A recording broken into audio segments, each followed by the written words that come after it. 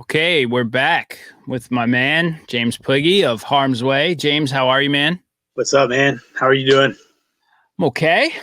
A little busy, got a few things going on here. Yeah, Can't yeah, just a little bit. Of thank you for coming on here and chatting. course. First off, I have to congratulate you on that hate six video hitting 1 million plays. I think you've successfully become a viral video with the Running Man. And do you like them? I gotta ask. Like, it's Well, wild to see. I mean, to be honest, like when it first started happening, I was like, obviously thought it was ridiculous, but it's all in good fun. I feel like, especially everyone was on quarantine, it kind of just like, blew up in a short time just because people were probably bored. They had nothing better to do. We definitely But, had some laughs. So, if anything, you brought joy to my household for a brief moment there. So, I appreciate you, and I'm glad you could take it in stride. Because I mean, who the fuck's gonna tell you? Who's gonna make fun of you to your face anyway? Let's be real. I mean, I was just happy I wasn't teaching when it was going on, to be honest, because the kids would have had a field day. Oh wow, I didn't even realize that. That's right. You would have got Running Man's in the classroom. Oh man, what a Would be time. brutal.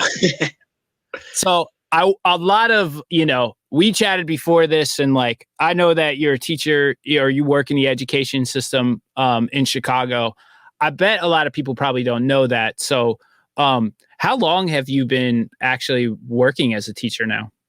So I graduated in 2009 and became a substitute teacher right away. At this point, yeah, it's 11 years. Hard to believe it's been that long, but obviously with the band, it's been spotty at times as far as how much I'm in the education field with touring and whatnot. But yeah, I don't teach directly in Chicago, but I teach in the suburbs, and I teach in two different districts, which are pretty different, which is interesting. Naperville, where I teach, is a pretty rich suburb. It's predominantly white, and then I also get to teach in Oswego, which is much more diverse than Naperville, and it's definitely interesting to see, um, how those two communities act, especially towards politics, race, and all those different things. It's definitely something I've noticed for like 10 years.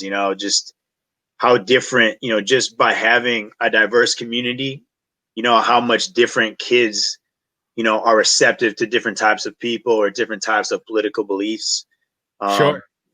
so yeah, it's definitely interesting. You get to see, especially as a sub, I get to travel to like, 30 schools, so I get to see pretty much everything, which is a different perspective than a teacher that probably just teaches, one classroom all day, every single day. So Of course, I think a lot of, what's happening right now is people are trying to look outside just their home and their community and realize, like, well, okay, this world is bigger than just my backyard. Like, trying to understand what other people are dealing with involves taking yourself out of your own situation. And it's cool to see that you have such a sampling of kids from different, districts out there and stuff. So how is a younger generation like reacting to what's going on today? I haven't really had this. I'm not really going to have a chance to talk to a lot of people about this because no one else is like that's on here is around so many kids. But I don't know. I don't have like 10-year-old friends that I can call.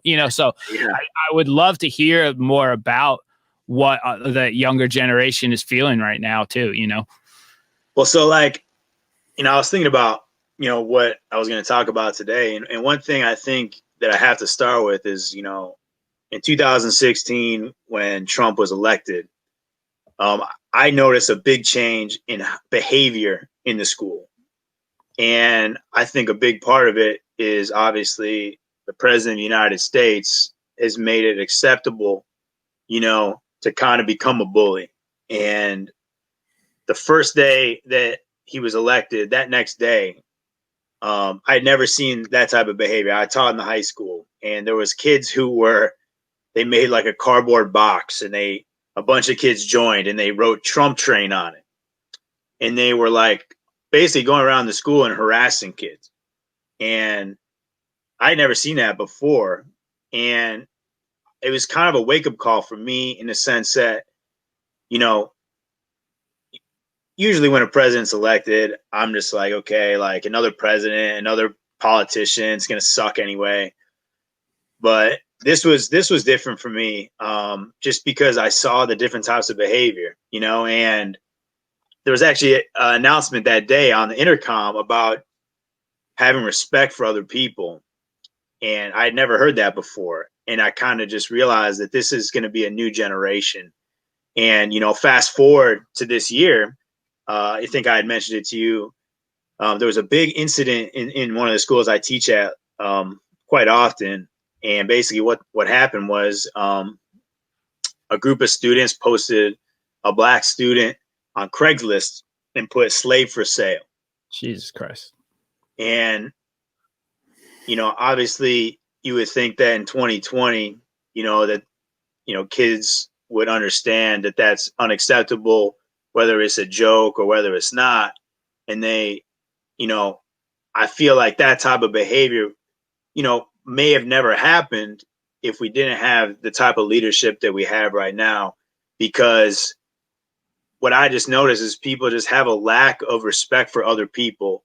And, when you have a president who's, spewing rhetoric, you know, racist rhetoric and all these different things, it has an effect on, especially on the high school community. You know, I just noticed, of kids being very disrespectful, with the words they use, and like that incident was kind of like a final straw for the school. And it was big news. It was national news, and we had like assembly with civil rights leaders that came in to talk about, the impact of Trump and how he's kind of created this division between people with, race, ethnicity, all these different things. And I just never thought in 2020 that that would be, what we'd be talking about. And obviously, I was listening to you say, like, in your last interview, you have to check yourself. You have to start to realize that this is not just like, something that happened in the 1960s, and kind of, this is happening every day. It's happening in the schools that I teach in. But it's tough because, a lot of the kids are influenced by their parents, and I'm only with them, 6 hours a day. And, you can teach them all of how to respect other people, how to respect other cultures, how to understand what different races go through. But at the end of the day, you know, it's really about the community in general on how they're going to have an impact on their students, to how to, you know, have a better world, how to act, how to respect people, and it's just tough when you have leaders that are constantly showing you behavior that's, that really is just detrimental to society and, the progression to becoming, a more anti-racist society, a more accepting society. Sure. And Yeah, it's I this, think one of the worst parts about our current state of leadership is how hatred is become so normalized. And it always starts like as a subtle thing, and it's a comment or two, and it's a phrase or a slur or two where it's like you describe a person one way, and it feeds into a stereotype and a narrative that gives people a pass to run with that.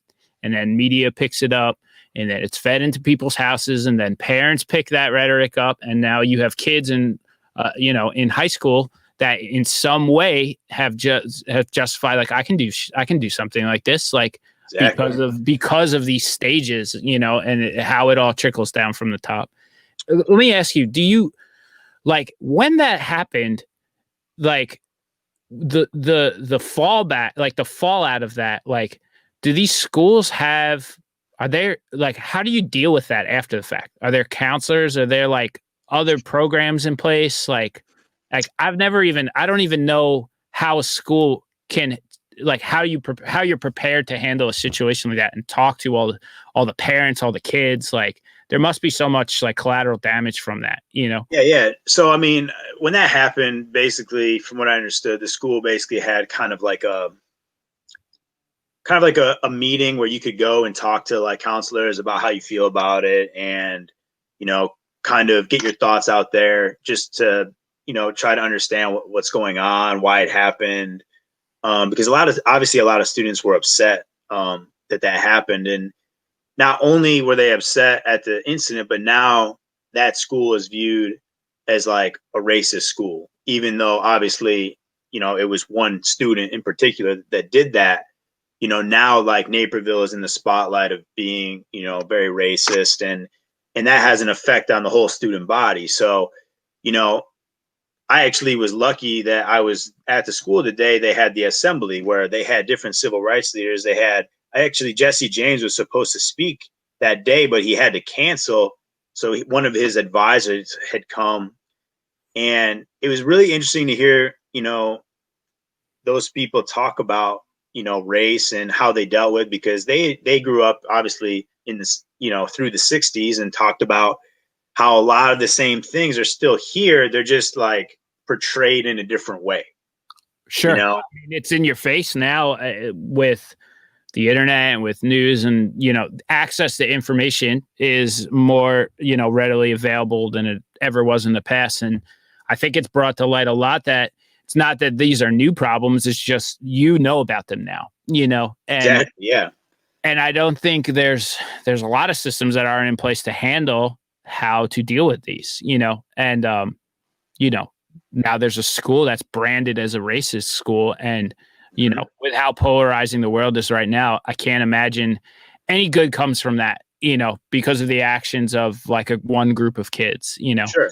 Yeah. So what advice, like, you work closely with kids on a regular basis, and,